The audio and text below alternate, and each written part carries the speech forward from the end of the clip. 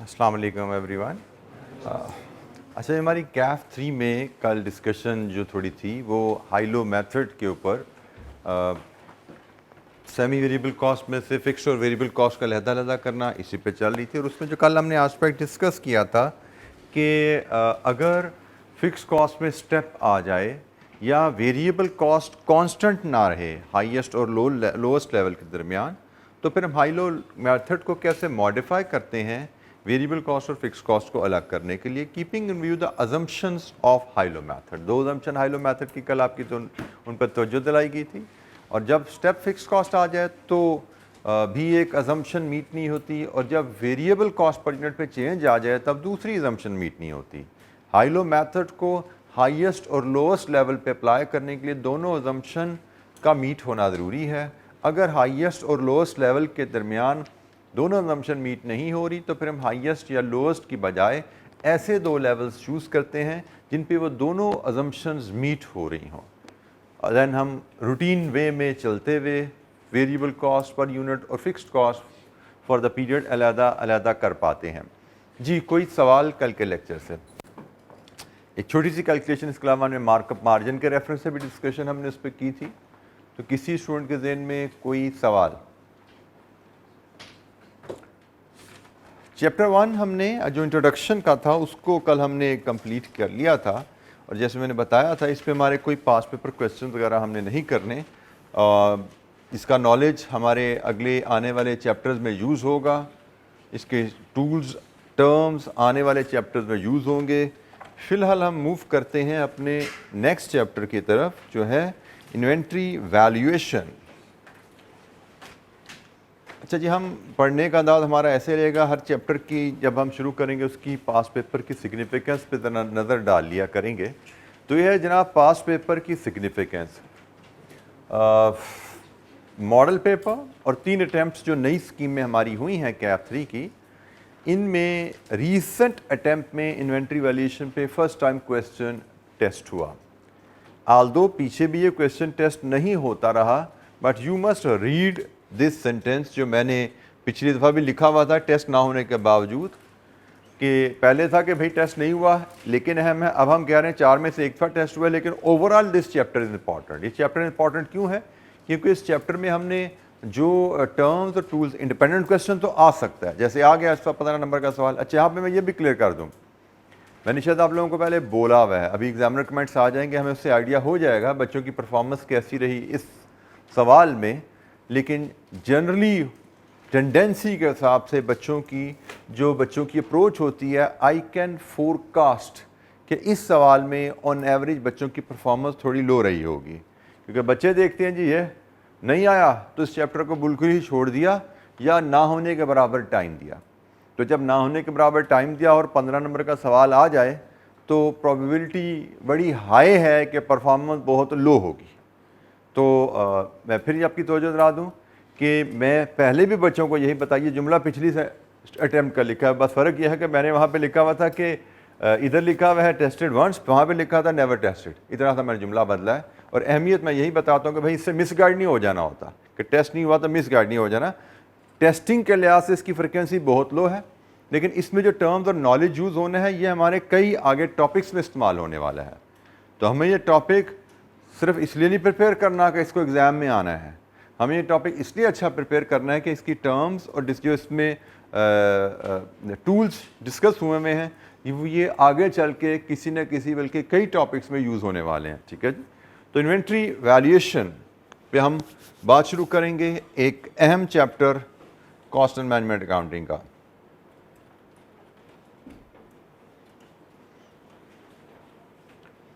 Inventory valuation, inventory से मुराद होता है मटेरियल, इन्वेंट्री से मुराद है मटेरियल आपका। ठीक है जी। सो मटेरियल इन्वेंट्री कई टाइप्स की होती हैं, आगे चल के उस पर हम बात करेंगे, but for the timing inventory represent stocks, stocks is for the material. तो नॉर्मली मटेरियल को हम समझते हैं कि वो हमारे किसी भी प्रोडक्ट का एक मेजर कंपोनेंट ऑफ कॉस्ट होता है। किसी भी ऑर्गेनाइजेशन में जो मटेरियल होता है वो एक मेजर कंपोनेंट ऑफ कॉस्ट है। आप वो प्रोडक्शन कॉस्ट में देखें तो बड़ा विजिबली हम देख सकते हैं किसी भी प्रोडक्ट के बनाने में सबसे ज़्यादा मटेरियल हमें विजिबल नज़र आ रहा है। जैसे इस वर्कशॉप की बात करें तो अगर ये डेस्क की कॉस्ट 8,000 है तो 8,000 में से शायद इसका कुछ 4 से 5,000 मटेरियल लगा होगा इसमें, बाकी कोई लेबर और अदर एक्सपेंसेस इसमें ज़रूर लगे हैं, लेकिन normally it's a major component और अक्सर ऑर्गेनाइजेशन में biggest cost of any product होता है। अच्छा, चूंकि ये एक मेजर कंपोनेंट है तो इसलिए हमें इसकी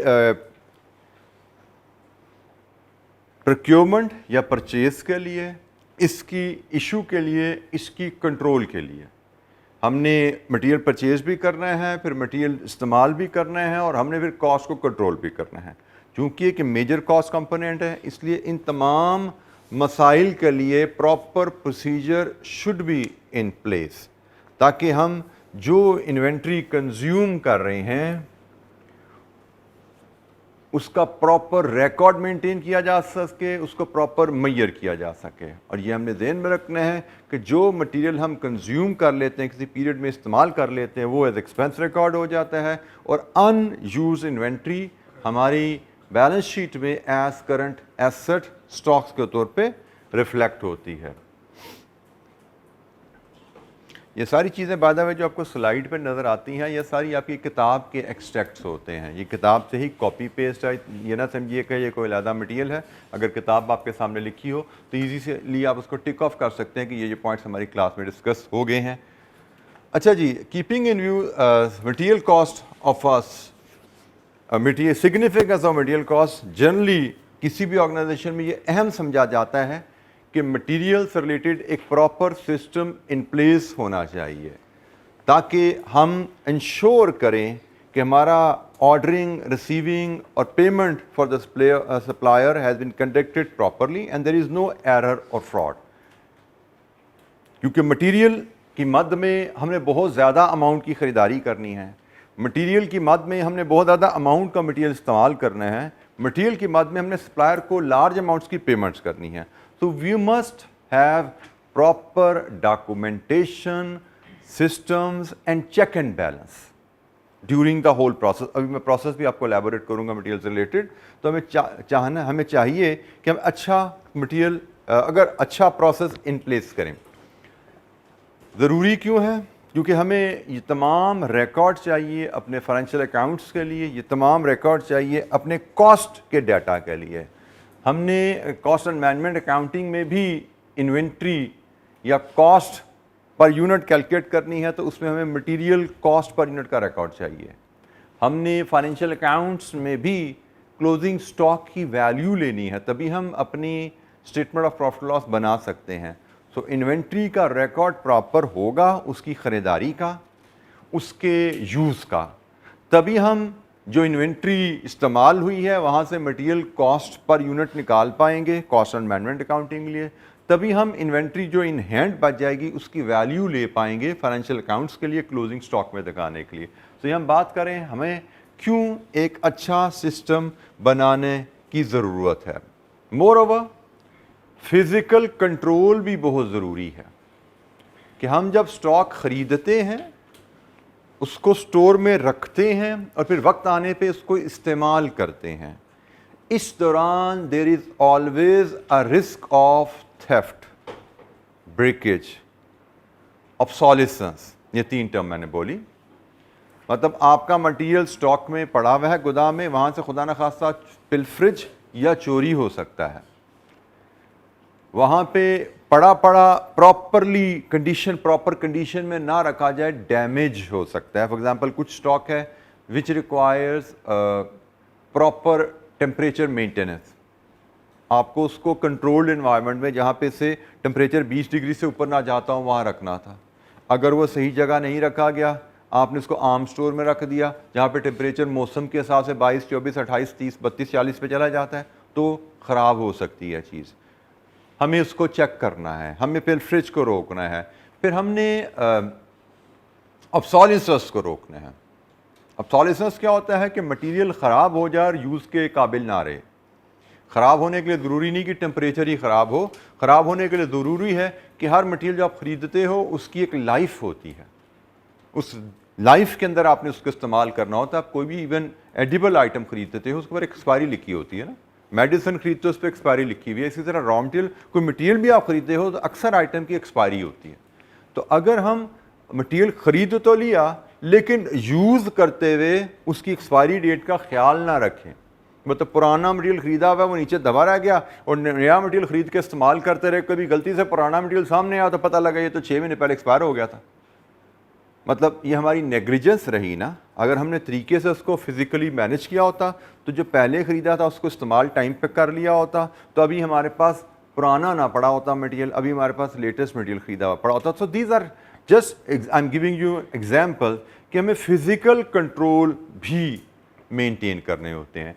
तो ना सिर्फ हमने मटेरियल की ख़रीदारी के कंट्रोल रखने हैं, उसके यूज़ पे कंट्रोल रखना है, उसकी ख़रीदारी का रिकॉर्ड कॉस्ट का रखना है, उसके यूज़ का रिकॉर्ड कॉस्ट पे रखना है, बल्कि उसके फ़िज़िकल कंट्रोल्स को भी हमने इंश्योर करना है ताकि हम पिलफरेज या थेफ्ट, ताकि हम डैमेज या ऑब्सोलेसेंस से बचा सकें। तो ये हम बात कर रहे हैं कि भाई मटेरियल तो बड़ा अहम एक एलिमेंट ऑफ कॉस्ट है, बड़ी एक मेजर कॉस्ट है, उसका रिकॉर्ड भी रखना बड़ा ज़रूरी है और उसकी फ़िज़िकल कंडीशन का ख्याल रखना भी बड़ी ज़रूरी है। अच्छा, ये एक थोड़ा सा फ्लो है, मैं इसको वैसे तो यहाँ पे एक बड़ा बुकिश अंदाज में लिखा हुआ है, मैं चाहूँगा इसको हम ज़रा बोर्ड पे मैं आपको एक ऑर्गेनाइजेशन के सेटअप के लिहाज से ज़रा एक्सप्लेन करूँ। जैसे हमने बात की थी थोड़ी देर कुछ दिन पहले कि एक ऑर्गेनाइजेशन में 2 मेजर हिस्से होते हैं, हम यहाँ पे उसके 2 हिस्से कर देते हैं, एक फैक्ट्री या प्रोडक्शन फैसिलिटी कह लें, एक हेड ऑफिस। अच्छा, फिर फैक्ट्री में भी कुछ डिपार्टमेंट्स होते हैं और हेड ऑफिस में भी कुछ डिपार्टमेंट्स होते हैं जो अपने अपने काम कर रहे होते हैं। जैसे फैक्ट्री में एक इन्वेंट्री या स्टोर्स डिपार्टमेंट होगा,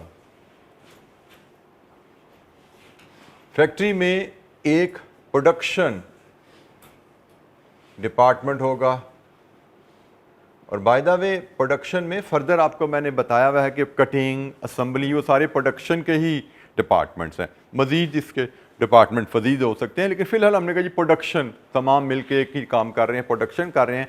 हाँ, बांटा हुआ है मुख्तलिफ हिस्सों में, लेकिन होती तो प्रोडक्शन ही है।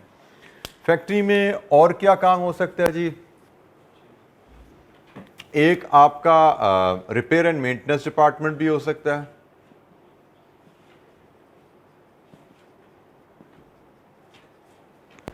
हेड ऑफिस में क्या क्या फंक्शन होंगे? हेड ऑफिस में एक अकाउंट्स डिपार्टमेंट होगा, अकाउंट्स एंड फाइनेंस डिपार्टमेंट होगा।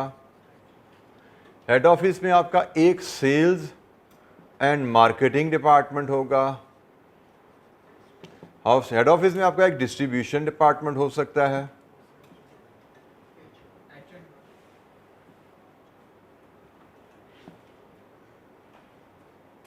और जी HR डिपार्टमेंट हो सकता है, human resource department, administrative department हो सकता है, एडमिनिस्ट्रेशन डिपार्टमेंट हो सकता है, परचेज डिपार्टमेंट हमारी डिस्कशन के लिए आज के लिए बड़ा रेलेवेंट है, परचेज डिपार्टमेंट हो सकता है। तो ये डिफरेंट डिपार्टमेंट्स हैं जो मैंने, इसके अलावा भी कुछ काम होते हैं, कुछ फंक्शंस होते हैं, लेकिन फ़िलहाल मैंने कुछ ब्रीफली जो हमारी आज की डिस्कशन में ज़्यादा यूज़ होने वाले डिपार्टमेंट्स हैं उन पर बात की। अच्छा, अब इदारा काम कैसे करता है, कोई भी इदारा कैसे काम करता है, उसमें फिर देखेंगे इन्वेंट्री रिलेटेड कौन से डिपार्टमेंट्स हैं, उनके क्या रोल्स हैं। सेल्स डिपार्टमेंट का काम है प्रोडक्ट्स की प्रमोशन करना, customer sales and marketing, products की प्रमोशन करना अपने कस्टमर्स में और उनसे ऑर्डर्स सिक्योर करना, ये सेल्स डिपार्टमेंट का काम है। सेल्स डिपार्टमेंट के पास जब ऑर्डर्स आ जाते हैं तो जो ऑर्डर्स आए, डिस्ट्रीब्यूशन डिपार्टमेंट के पास वेयर हाउसेज होते हैं, वेयर हाउस या गोदाम कह लीजिए फॉर फिनिश गुड्स।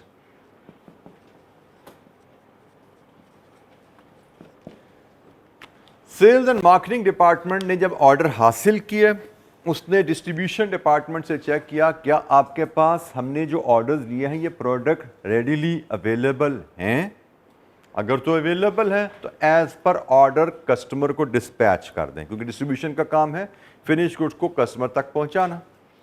अगर तो अवेलेबल है तो डिस्पैच कर दें, और अगर अवेलेबल नहीं है तो यहाँ से सेल्स एंड मार्केटिंग या डिस्ट्रीब्यूशन, इनमें से कोई भी डिपार्टमेंट कंपनी की पॉलिसी के मुताबिक प्रोडक्शन डिपार्टमेंट से कम्युनिकेट करेगा। पहले यहाँ चेक किया, यहाँ पे ऑर्डर अवेलेबल है तो डिस्पैच हो गया, अगर अवेलेबल नहीं है तो प्रोडक्शन डिपार्टमेंट को ये डिपार्टमेंट बता दे या डिस्ट्रीब्यूशन बता दे, ये कंपनी का जो भी प्रोसीजर होगा उसके मुताबिक काम हो जाएगा। ठीक है, यहाँ से बताया जा सकता है या यहाँ से बताया जा सकता है। बताना क्या है कि भाई हमें कितने यूनिट्स बनाने की ज़रूरत है।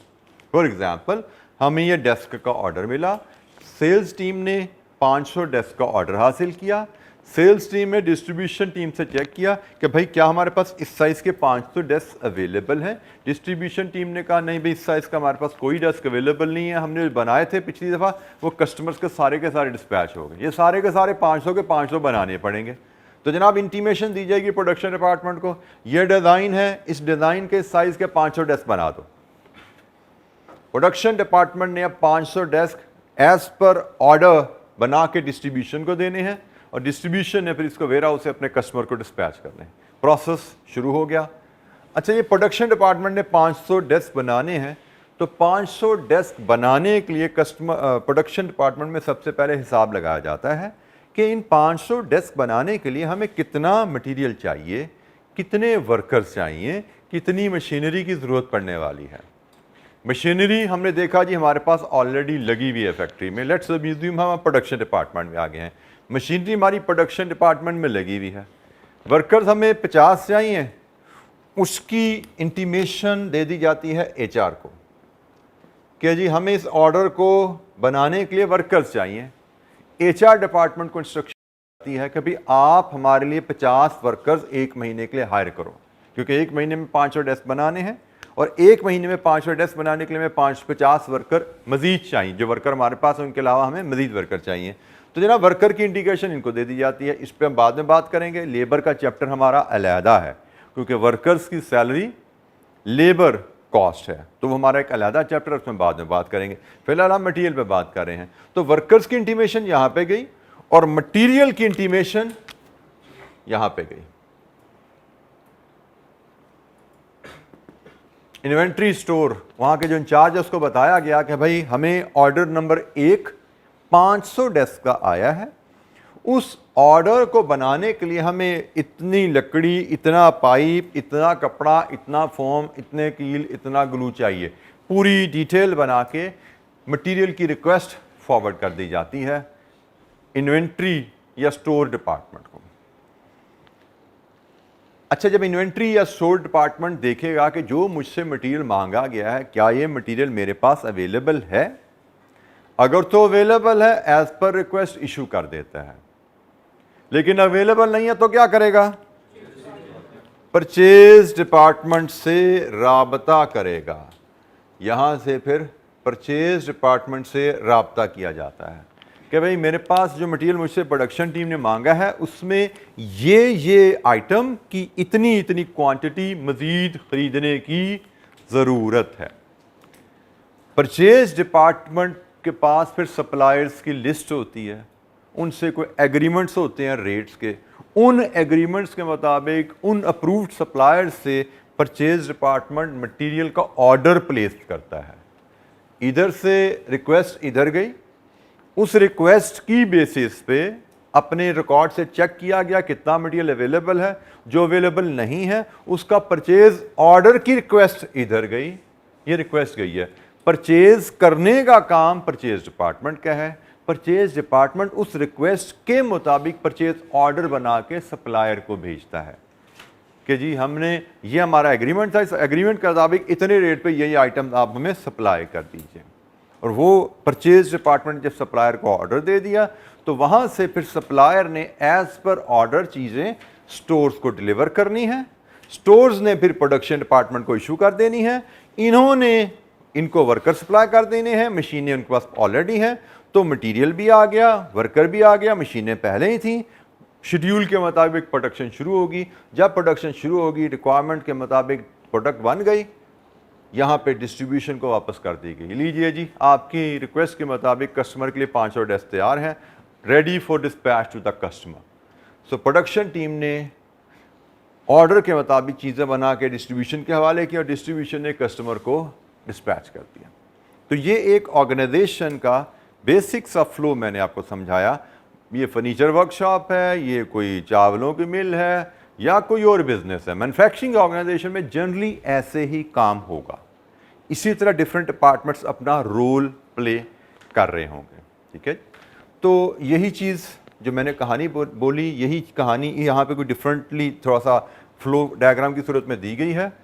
मैं इस कहानी को मज़ीद स्ट्रेंथन करने के लिए आपसे ये स्लाइड शेयर करता हूँ, जिसमें हम डिस्कस करेंगे कि भाई परचेज, ये पूरा जो प्रोसेस मैंने आपको बताया है, जो मैंने पूरा अभी फ्लो बताया आपको, उस फ्लो में कौन कौन से डिफरेंट डॉक्यूमेंट्स बनाए जाते हैं और वो डॉक्यूमेंट्स बनाता कौन है, वो डॉक्यूमेंट भेजे किसको जाते हैं और उन डॉक्यूमेंट्स में ब्रीफली इंफॉर्मेशन क्या होती है। ये पूरा जो फ्लो मैंने बताया, इसमें एक डॉक्यूमेंट होती है material issue requisition note. Again, हमें एग्ज़ाम में टेबल बनाना नहीं आना, हमें इन डॉक्यूमेंट की डेफिनेशन लिखने को नहीं कहा जाएगा, लेकिन हमें क्वेश्चन दिया जाएगा जिनमें ये टर्म्स यूज़ हुई होंगी। हमें पता होना चाहिए मटेरियल इशू रिक्विजिशन कौन बनाता है, किसको देता है, इसमें क्या इन्फॉर्मेशन होती है। क्योंकि अगर हमें ये टर्म का मतलब नहीं पता, इस डॉक्यूमेंट से इंट्रोडक्शन नहीं हमारा, तो हम सवाल ही नहीं समझ पाएंगे। हमें पता ही नहीं लगेगा कौन सा डिपार्टमेंट किससे क्या बात कर रहा है, क्योंकि उसने अक्सर हो सकता है डॉक्यूमेंट्स का नाम लिखा हो। तो हमें ये इन्फॉर्मेशन ब्रीफ याद नहीं करनी, बट हमें इनका सिर्फ मतलब समझ लेने हैं। जैसे मटेरियल इशू रिक्विजिशन नोट है, ये प्रोडक्शन डिपार्टमेंट स्टोर डिपार्टमेंट को भेजता है कि भाई मुझे प्रोडक्शन के लिए मटेरियल इशू किया जाए। इशू रिक्विजिशन है, इशू रिक्वेस्ट है कि प्रोडक्शन मेरे पास ऑर्डर आया है, उसके लिए मुझे मटेरियल इशू किया जाए। प्रोडक्शन डिपार्टमेंट ने डॉक्यूमेंट बनाई, स्टोर डिपार्टमेंट को इशू किया गया और इसमें लिखा क्या होता है, ऑथराइजेशन टू रिलीज गुड्स। इसमें गुड्स रिलीज करने की रिक्वेस्ट होती है कि मुझे प्रोडक्शन के लिए इतना कपड़ा, इतनी लकड़ी, इतना पाइप, इतने कील, इतना ग्लू इशू किया जाए। और ये ध्यान में रखना है, जब भी ये डॉक्यूमेंट इशू हो गया और इसके ऊपर जब मटेरियल इशू होता है तो रिकॉर्ड्स को अपडेट किया जाता है कि हमने इस रिक्विजिशन के अगेंस्ट इतना मटेरियल प्रोडक्शन डिपार्टमेंट को दे दिया। क्योंकि स्टोर डिपार्टमेंट के पास भी वो भी अकाउंटेबल है ना, कि उसके पास कितना मटेरियल हमने खरीद के दिया और उसमें से कितना मटेरियल उसके पास पड़ा हुआ है। प्रॉपर रिकॉर्ड रखा जाएगा। आगे चलेंगे, मजीद रिकॉर्ड्स की बातें करेंगे। स्टोर इंचार्ज हर आइटम का प्रॉपर रिकॉर्ड रखता है कि जी इस तारीख को जब साल शुरू हुआ मेरे पास इतने यूनिट्स पड़े हुए थे, इन तारीखों में मैंने इन इशू इन डेट्स में इतनी क्वांटिटी मैंने खरीदी और इन डेट्स में मैंने इतनी क्वांटिटी इतने इशू रिक्वेस्ट के अगेंस्ट प्रोडक्शन डिपार्टमेंट को दी और साल ख़त्म हो गया, अब मेरे पास इतना स्टॉक पड़ा हुआ है, आगे देख लो। अकाउंटेबिलिटी होती है, ऑडिटर्स जाके चेक करते हैं कभी वाकई ही मटेरियल पड़ा हुआ है जितना रिकॉर्ड के हिसाब से होना चाहिए था। तो यहाँ पे हमें, अगर ये स्टोर डिपार्टमेंट इशू करेगा तो अपना रिकॉर्ड भी अपडेट करता है। अच्छा, अगर स्टोर डिपार्टमेंट के पास मटेरियल इशू करने के लिए नहीं है तो फिर मटेरियल परचेज रिक्विजिशन फॉर्म बनता है। ये कब बनेगा? जब मटेरियल स्टोर डिपार्टमेंट के पास नहीं है और मटेरियल डिपार्टमेंट चाहता है कि वो परचेज डिपार्टमेंट से कहे कुछ खरीदारी का। स्टोर डिपार्टमेंट ये डॉक्यूमेंट बनाता है, परचेज डिपार्टमेंट को इशू करता है और इसमें गुड्स रिक्वायर्ड लिखा होता है और अप्रूवल भी होती है। ये चीज़ ध्यान में रखनी है कि किसी भी इदारे में कोई भी डॉक्यूमेंट कोई एक इंडिविजुअल इशू नहीं करता। नॉर्मली चेक एंड बैलेंस के लिए हर इदारे में डॉक्यूमेंट बनाने वाले के ऊपर एक सीनियर बैठा होता है जो उस डॉक्यूमेंट को चेक करके ये अप्रूव कर रहा होता है। बाद का एक सीनियर होते हैं, बाद का 2 सीनियर होते हैं, बाद का 3 सीनियर होते हैं। एक प्रिपेयर्ड बाय के साइन आ जाते हैं, एक चेक्ड बाय के साइन आ जाते हैं, एक रिव्यूड बाय के साइन आ जाते हैं, एक अप्रूव्ड बाय के साइन आ जाते हैं। मल्टीपल सिग्नेचर हो सकते हैं। हर एक इदारा अपनी टीम के लिहाज से, अपने काम की अहमियत के लिहाज से उसमें चेक एंड बैलेंस डालता है। बट ये ज़हन में रखिए, कभी भी किसी इदारे में एक काम करने की जिम्मेदारी विदाउट चेक एंड बैलेंस नहीं दी जाती। जितना मर्जी कोई काम करने वाला एफिशिएंट वर्कर हो, गलती बहरहाल इंसानों से हो जाती है। 10,000 यूनिट्स खरीदने थे, 10,000 यूनिट्स की जगह गलती से टाइपो हो गया, 10,800 लिखे गए, 12,000 लिखे गए, 1 लाख खरीदने का ऑर्डर चला गया तो गड़बड़ हो जाएगी, कंपनी के लिए बहुत ज़्यादा नुकसान हो सकता है। तो चेक एंड बैलेंस हर जगह ज़रूरी होता है। तो एनीवेज प्रोडक्शन डिपार्टमेंट ने मटेरियल जो प्रोडक्शन के लिए चाहिए उसके लिए मटेरियल इशू रिक्वेस्ट दी। अगर स्टोर डिपार्टमेंट के पास मटेरियल अवेलेबल नहीं है तो वो परचेज रिक्वेस्ट देगा परचेज डिपार्टमेंट को, और परचेज डिपार्टमेंट फिर इशू करता है परचेज ऑर्डर फॉर्म सप्लायर के लिए। परचेज डिपार्टमेंट इशू करता है सप्लायर के लिए प्राइमरीली, लेकिन इसकी कॉपीज भी साथ बनती हैं। यहाँ पे कॉपीज बनेगी, एक कॉपी जाएगी अकाउंट्स डिपार्टमेंट को, एक कॉपी जाएगी गुड रिसीविंग या स्टोर डिपार्टमेंट को। किस लिए गई कॉपी? इंफॉर्मेशन के लिए। अच्छा, अब जरा सोच के बताइए, परचेज डिपार्टमेंट ने अभी परचेज ऑर्डर इशू किया है कि जी हमें ABC आइटम के XYZ यूनिट्स जो कि 2 लाख या 4 लाख या 25 लाख के बनते हैं हमारी फैक्ट्री में सप्लाई किए जाएं। परचेज ऑर्डर बना, सप्लायर को तो चला गया, अकाउंट्स डिपार्टमेंट को क्यों भेजा जाता है? ताकि वो फाइनेंस का बंदोबस्त कर सकें। उनको पता लग जाए कि हमारी कंपनी ने सप्लायर को ऑर्डर इशू कर दिया है, सप्लायर 10 दिन में माल देता है और 10 दिन माल देने के 1 महीने के अंदर हमें पेमेंट करनी होती है। तो फाइनेंस डिपार्टमेंट को भेजा इसलिए गया ये ऑर्डर ताकि वो ड्यू डेट का हिसाब रख के फाइनेंस का बंदोबस्त कर ले, क्योंकि सप्लायर को टाइम पे पेमेंट भी तो करनी है। और good receiving department store department को इसलिए भेजा गया कि उनको पता लग जाए कि भाई उन्होंने जो चीज़ मांगी थी उसका ऑर्डर प्लेस हो गया है, अब सप्लायर से फॉलोअप कर लेना। भाई सप्लायर तक बात पहुंच गई है तो सप्लायर को कॉल करके पूछ लेना, ऐसा ना हो कि सप्लायर सुस्ती कर जाए और प्रोडक्शन लेट हो जाए, क्योंकि सप्लायर से चीज़ें स्टोर में पहुंचेंगी तो स्टोर वाला प्रोडक्शन को इशू कर पाएगा। तो परचेज डिपार्टमेंट का काम परचेज ऑर्डर इशू करने के बाद नॉर्मली ख़त्म हो जाता है जब उसने पेमेंट की कॉपी इसको भेज दी और गुड रिसीविंग डिपार्टमेंट को भी उसने कॉपी भेज दी ताकि वो फॉलोअप करके गुड रिसीव करें। अच्छा जी, इसके बाद क्या होता है कि सप्लायर ऑर्डर के मुताबिक गुड्स बनाता है, अपने जो भी शिपमेंट मीडियम है, लेट्स अज्यूम एक ट्रक है, उसमें लोड कराता है और उसके साथ एक डॉक्यूमेंट बनाता है डिलीवरी नोट।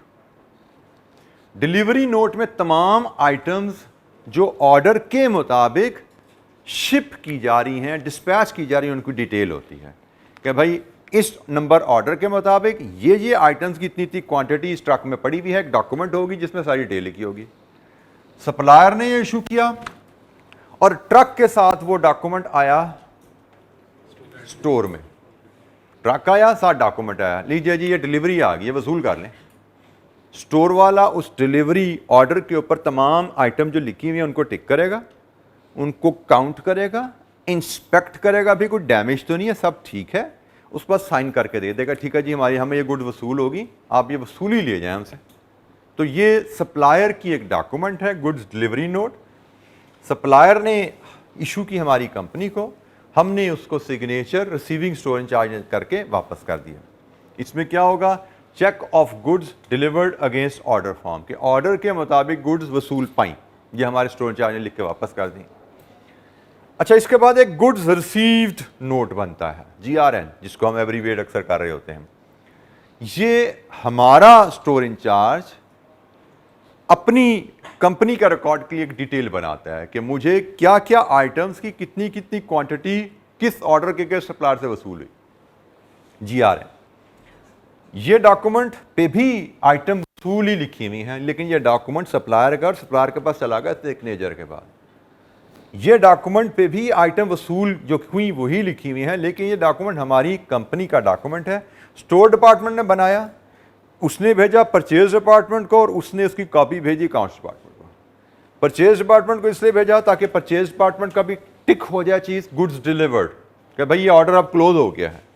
गुड GRN जब परचेज डिपार्टमेंट के पास आया तो परचेज डिपार्टमेंट ने अपने रिकॉर्ड में ट्रांजैक्शन को क्लोज कर लिया कि ये ट्रांजैक्शन हमारी क्लोज हो गई है। परचेज डिपार्टमेंट के अलावा ये डॉक्यूमेंट भेजी जाती है अकाउंट्स डिपार्टमेंट को। अकाउंट्स डिपार्टमेंट के पास ये एविडेंस आ गई कि जो परचेज डिपार्टमेंट ने ऑर्डर इशू किया था 25 लाख का, उसके अगेंस्ट गुड्स डिलीवर हो गई हैं और अब 20 दिन का टाइम शुरू हो गया, 20 दिन बाद पेमेंट करनी है ना हमने, तो 20 दिन का टाइम शुरू हो गया। सो ये उनके पास एविडेंस आ गई कि किस दिन से उन्होंने पेमेंट का टाइम शुरू करना है। और इसमें लिखा क्या है, verification of good received to enable payment, mainly transaction close होने की इंफॉर्मेशन और पेमेंट की इनिशिएशन, पेमेंट प्रोसेस की इनिशिएशन, ये बताना यहाँ पे मकसद है। अच्छा, इसके बाद जब गुड्स रिसीव होगी स्टोर के पास, स्टोर वाला इस रिक्वेस्ट के मुताबिक फिर गुड्स इशू कर देता है प्रोडक्शन को, क्योंकि यहां से बात शुरू हुई थी ना भाई, प्रोडक्शन वाले ने माल मांगा था, वो माल इतने प्रोसेस से होता होता हमारे पास पहुंच गया है, तो फिर हम इसके मुताबिक माल इशू कर देते हैं। और बास का जब आप माल इशू करते हो तो मटेरियल या ऑर्डर के बदलने की वजह से सब्सिक्वेंटली 500 डेस्क का ऑर्डर आया था, 5 दिन बाद कस्टमर ने कहा नहीं 500 नहीं चाहिए, मुझे 450 चाहिए। अब मटेरियल 500 का इशू हो चुका है प्रोडक्शन को, या due to any other reason एहतियातन ही प्रोडक्शन वालों ने मटेरियल थोड़ा सा ज़्यादा मंगा लिया था, तो वो बच गया।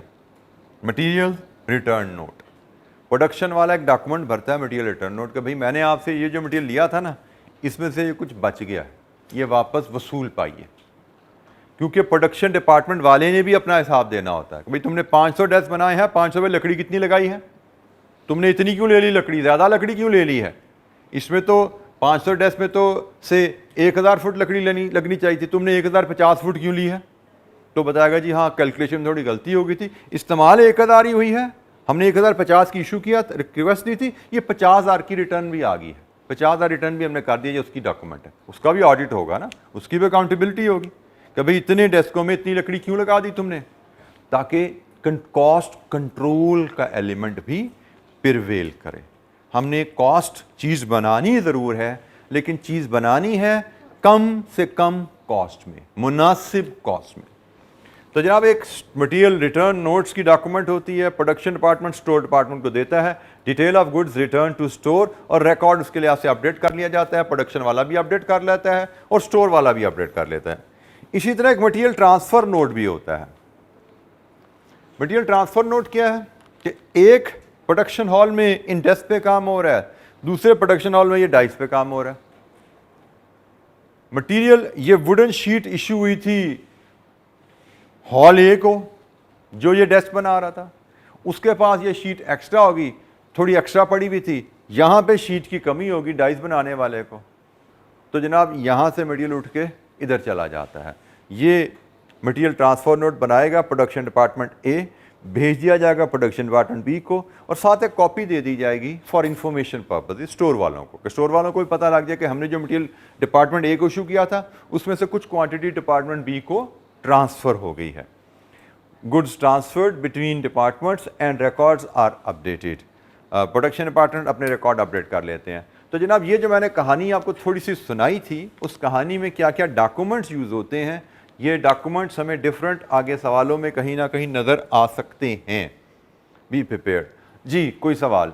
एक जनरल नॉलेज बेस्ड स्टोरी है जिसको आपने समझना है, और सिर्फ समझना है, कुछ याद करने रट्टे नहीं लगाने आपने। इसको जब चैप्टर पढ़ो जस्ट वॉक थ्रू इनसे कर लिया करो। ये टर्मिनोलॉजीज़ आपको आहिस्ता आहिस्ता आपकी एक होता है कि जीन्स में घुट्टी में पढ़ना शुरू हो जाएंगे, और यही हमारा मकसद है कि हम जब 2-3-4 दफ़ा एक चीज़ को पढ़ते हैं तो वो हमें एब्जॉर्ब हो जाती हैं, हमें रटना नहीं है फॉर लिखने के लिए, ठीक है, हमें समझना है अंडरस्टैंडिंग के लिए। जी बेटा। Purchase requisition form store department issue करता है। स्टोर डिपार्टमेंट के अंदर मैंने आपको बताया स्टोर डिपार्टमेंट के अंदर कौन जिम्मेदार होगा, तो ये हर कंपनी का अपना प्रोसीजर होगा। लेट्स अज्यूम स्टोर डिपार्टमेंट में अगर 2 ही बंदे हैं, हमारी कंपनी छोटे साइज़ की कंपनी, इसमें 2 हैं, एक स्टोर कीपर है और एक स्टोर मैनेजर है, या चलें एक हेल्पर भी है, 3 लोग हैं। हेल्पर को तो छोड़ दीजिए, वो तो सिर्फ हेल्प करने के लिए होता है, किसी प्रोसेस में डॉक्यूमेंटेशन में जनरली इन्वॉल्व नहीं होता। स्टोर रिक्वेस्ट जब स्टोर डिपार्टमेंट में आएगी तो स्टोर मैनेजर स्टोर कीपर को देता है, जाके देखो भी हमारे गोदाम में माल पड़ा हुआ है इस रिक्वेस्ट के मुताबिक। वो आके अपने मैनेजर को बताता है नहीं जी हमें ये माल शॉर्ट है, तो फिर स्टोर मैनेजर उसको इंस्ट्रक्शन देगा अपने सबऑर्डिनेट को, भाई इस जो माल शॉर्ट है उसका परचेज रिक्विजिशन फॉर्म बना लो, और purchase requisition form prepared by store keeper, approved by store manager, purchase department को इशू कर दिया जाएगा। ठीक है, स्टोर डिपार्टमेंट की ही टीम जिम्मेदार होगी। कौन बनाएगा, कौन चेक करेगा, कौन अप्रूव करेगा, ये तो टीम के मेंबर्स कितने हैं उस पर डिपेंड करता है। स्टोर डिपार्टमेंट की होंगे जो इसको अप्रूव भी करेंगे। जी, स्टोर डिपार्टमेंट के ही लोग इसको अप्रूव करके नेक्स्ट फॉरवर्ड कर देंगे परचेज डिपार्टमेंट को। इसी तरह परचेज डिपार्टमेंट में भी मल्टीपल लोग काम कर रहे होते हैं। उस रिक्वेस्ट के मुताबिक एक टीम मेंबर परचेज ऑर्डर बनाएगा, और शायद वहाँ पे भी मैनेजर बैठा हुआ जो उस परचेज ऑर्डर की एक्यूरेसी चेक करके सप्लायर की सिलेक्शन देख के, रेट्स देख के उसको अप्रूव करेगा, और फिर वो सप्लायर के पास जाएगा। ठीक है, इसी तरह जब हम बात करते हैं अकाउंट्स डिपार्टमेंट में पेमेंट की बारी आएगी, तो अकाउंट्स डिपार्टमेंट में परचेज रिक्वेस्ट की बेसिस पे परचेज ऑर्डर पहुंचा हुआ है। अकाउंट्स डिपार्टमेंट जो कि परचेज डिपार्टमेंट के मैनेजर से अप्रूव्ड है, रेट अप्रूव्ड है, उसमें सप्लायर अप्रूव्ड है, क्वांटिटी स्टोर एक्विजिशन से मैच हुई की भी है मैनेजर ने। फिर स्टोर से गुड रिसीव्ड की इंटीमेशन आ गई कि भाई ऑर्डर इशू हुआ था अप्रूवल के साथ, और गुड रिसीव हो गई और चेक हो गई क्वालिटी के लिए। ठीक है जी, उसके बाद फिर पेमेंट का प्रोसेस शुरू कर सकते हैं, और उसमें भी यही है कि पेमेंट की जब ड्यू डेट आएगी, एक बंदा पेमेंट का वाउचर बनाएगा, चेक बनाएगा, और उसको अप्रूवल करने वाला कुछ और होगा, चेक साइन करने वाला कोई और होगा। सो मल्टीपल लोगों में ये जिम्मेदारी बांटी जाती है। आगे इंशाअल्लाह आप चलेंगे, अकाउंट्स में जाएंगे, ऑडिट्स के पेपर्स पढ़े होंगे, वहाँ पे ये प्रोसेसेस मज़ीद आपको एक्सप्लेन एलेबोरेट किए जाएंगे। फ़िलहाल हमारा मकसद इस सब्जेक्ट में कंट्रोल कौन बना रहा है, कौन चेक कर रहा है, क्या चेक कर रहा है, ये समझना नहीं है, लेकिन मैं सिर्फ आपको जनरल अंडरस्टैंडिंग के लिए बता रहा हूँ कि हर ऑर्गेनाइजेशन में जनरली प्रोसेसेस ऐसे ही होते हैं कि काम करने वाला कोई और होता है, उसके सुपरवाइजर्स ऊपर बैठे होते हैं, मैनेजर्स ऊपर बैठे होते हैं, जिसका काम चेक कर रहे होते हैं, जो काम अप्रूव कर रहे होते हैं। जी, एनी क्वेश्चन? जी बेटा। जी, कोटेशन की बात नहीं हुई कि जी हमने परचेज ऑर्डर इशू करना था सप्लायर से, तो सप्लायर से कोटेशन क्यों नहीं ली गई? अच्छा, यहाँ पे आइटम टू आइटम हर इदारे के पॉलिसीज फ़र्क होती हैं। कोटेशन हासिल करना सप्लायर से एक बड़ा अहम प्रोसेस होता है जब भी आपने कोई मेजर परचेज करनी हो। ठीक है, मैंने अगर पूरे महीने में 2 मार्कर ख़रीदने हैं ना, तो मैं 2 मार्कर की कोटेशन नहीं लूँगा। 2 मार्कर नॉमिनल अमाउंट है, कोटेशन लेने में जितना टाइम और ख़र्चा लग जाएगा उतना रेट का फ़र्क नहीं होता सप्लायर में। लेकिन अगर हर महीने मैंने ये 1 लाख मार्कर्स लेने हैं, then it's a different thing. Normally जब हम मटेरियल्स की बात करते हैं बिजनेसेस में जो प्रोडक्शन में इस्तेमाल होना है, तो ये हमारी एक रेगुलर परचेज आइटम्स होती हैं, हमारी रेगुलर परचेज आइटम्स होती हैं। जो आइटम्स हमने पूरा साल रेगुलरली हर 10 दिन बाद, 20 दिन बाद, महीने बाद बाय करनी है, नॉर्मली हम हर परचेज पे उनकी कोटेशन नहीं ले रहे होते। जो रेगुलर परचेज की आइटम होती है, हम साल के शुरू में ही एक दफ़ा डिफरेंट सप्लायर्स को अपनी साल की डिमांड बता के उनसे कोटेशंस लेते हैं कि जी अगले साल हमें इतना कपड़ा, इतनी लकड़ी, इतने पाइप की ज़रूरत पड़ सकती है, अंदाज़न कम से कम हम इतना आपसे ख़रीदेंगे, आप बताइए आप हमें किस रेट पर सप्लाई करेंगे, क्वालिटी का सैंपल भी भेजिए और रेट भी भेजिए। तो साल शुरू होने से पहले ही ये काम परचेज डिपार्टमेंट कर लेता है, क्वालिटी सैंपल भी और रेट भी डिफरेंट सप्लायर से ले लेता है, सैंपल चेक करवा लेता है प्रोडक्शन टीम से और रेट कंपेयर कर लेते हैं। तो जब जो सैंपल अप्रूव हुआ, जो रेट बेस्ट हुआ, उस सप्लायर से निगोशिएट साल के शुरू में कर लिया जाता है। 1 या 2 सप्लायर साल के शुरू में ही अप्रूव कर लिए जाते हैं कि हमारी लकड़ी के ये 2 सप्लायर हैं, हम इन दोनों में से जिसके पास माल जल्दी अवेलेबल हम उठा लिया करेंगे, हमारे लिए दोनों का रेट सेम है, क्वालिटी भी सेम है। कपड़े के लिए हमारे ये 3 सप्लायर अवेलेबल हैं, साल के शुरू में ही सप्लायर अप्रूव्ड हो जाते हैं, रेट के एग्रीमेंट हो जाते हैं। अब हमें हर दफ़ा कोटेशन लेने की ज़रूरत नहीं पड़ती। ठीक है, हाँ, आपने साल के दौरान कोई मशीनरी खरीदनी है, अब मशीनरी ख़राब होगी, आपकी साल के दौरान ख़रीदने की ज़रूरत पड़ गई। अब ये रेगुलर परचेज वाली आइटम नहीं है, इसके लिए अब आपको कोटेशन लेनी पड़ेगी। भाई ये सप्लाई मशीनरी 4 करोड़ की आनी है, तो भाई हमने तो साल में एक दफ़ा ख़रीदनी पड़ गई है, इसका तो हमारा सप्लायर कोई एग्रीड नहीं है, ये तो 3 साल पहले खरीदी थी अब खरीदनी है। तो 3 साल में तो चीज़ें बड़ी बदल जाती हैं, टेक्नोलॉजी बदल जाती है, रेट बदल जाते हैं, ठीक है। तो अब नए सप्लायर ढूंढो, नए कोटेशन लो, कंपेरिजन करो, फिर ऑर्डर करेंगे। हम यहाँ पर रेगुलर परचेज़ की जो आइटम्स हैं उनसे डील कर रहे हैं, इनकी कोटेशन ज़रूर ली जाती हैं, लेकिन साल के शुरू में एक ही दफ़ा लेके सप्लायर आइडेंटिफाई करके एग्रीमेंट हो जाते हैं।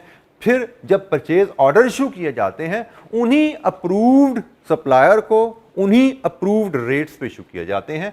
ये एग्रीमेंट्स भी अकाउंट्स डिपार्टमेंट के पास ऑलरेडी पड़े होते हैं।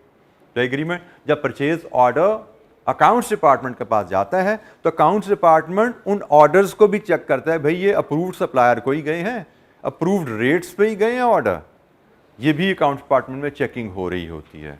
हमने ये भी देख रहे हैं कि परचेज ऑर्डर स्टोर की रिक्वेस्ट के मुताबिक गया है, अप्रूव्ड ऑर्डर पे अप्रूव्ड सप्लायर को गया है, अप्रूव्ड रेट्स पे गया है।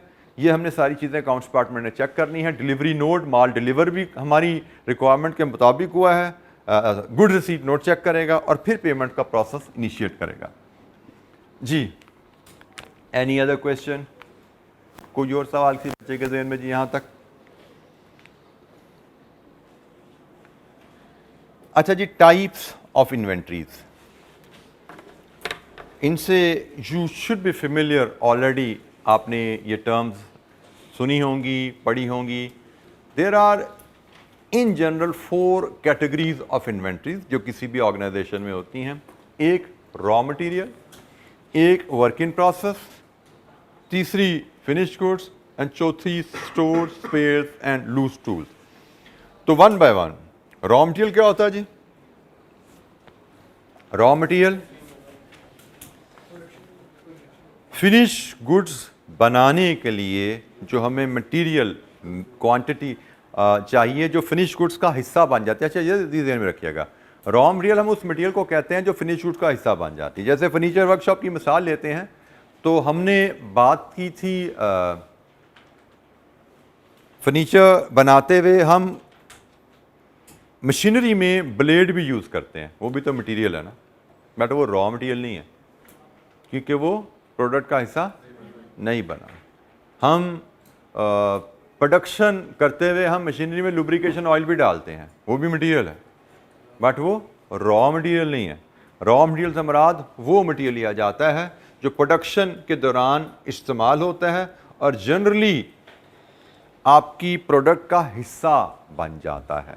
ये पॉइंट शायद जहाँ पे मेंशन नहीं, raw material are consumed in the production during a period and are treated as expense, where those raw material that are remaining at the end of the reporting period are treated as current assets. ये बात तो clear है। और शायद I believe जो मैंने जुमला बोला कि रॉ मटेरियल वो मटेरियल होता है जो प्रोडक्ट फिनिश गुड्स का हिस्सा बनता है, और बाकी मटेरियल जो फिनिश गुड्स का हिस्सा नहीं बनते वो मटेरियल ज़रूर है बट वो रॉ मटेरियल नहीं है। ठीक है, ये जुमला शायद या मतलब मेरा ख्याल है आपको काउंटिंग में बताया गया होगा। बताया गया था कि बताया गया था काउंटिंग में?